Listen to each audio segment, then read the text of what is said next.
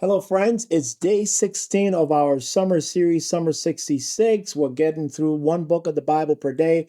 Our hope is to get through 66 books in 66 days. This is day 16. We're talking about the prophet Nehemiah, and our theme today is Rise and Build. Our theme is Rise and Build. Ever looked at a broken wall and felt a little overwhelmed, or maybe you were, maybe a big storm came through your community, maybe knocked your fence down, or maybe you lived in Tornado Alley, I'm sorry, Nebraska, and witnessed horrific destruction. If you've ever felt that way, that's the book of Nehemiah for you. But instead of despair, Nehemiah prayed and he actually got to work. So Nehemiah is sort of, I love Nehemiah as a Lutheran Christian because Nehemiah is sort of this mixture of praying but also working with your hands, right? So on the one hand they're building, on the other hand they have their spears and their weapons of war together.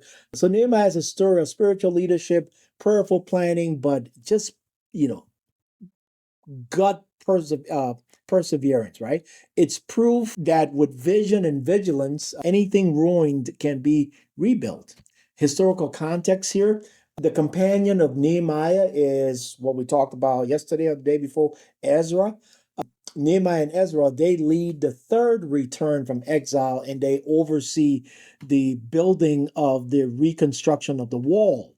So, despite opposition and internal division, Nehemiah and Ezra, they actually model good leadership rooted in prayer and in action.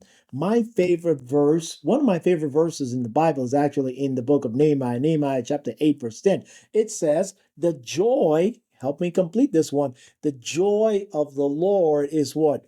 My strength, right? The joy of the Lord is my strength. Some of the theological depth here in Nehemiah is that the physical rebuilding mirrors the spiritual renewal that was taking place in the community.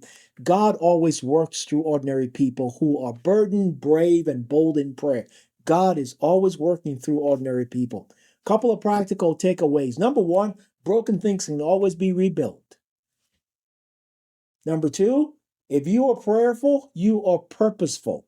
Prayer in the book of Nehemiah equates to purpose. Number three, sometimes you build with one hand and you fight with the other hand, but God strengthens both of them. In the book of Nehemiah, they're putting breaks, but they also got their weapons of war. They're building, but they're wise and they're circumspect.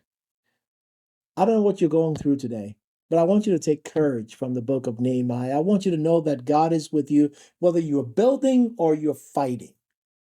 Life is not easy, but this God says, I'm never going to leave you. I'm never going to forsake you. Just like I was with Nehemiah and Ezra during their times of difficulties, I'm with you. I want you to know that, as we always say here at Summer 66, God's got you. And we'll see you back here tomorrow. Bye.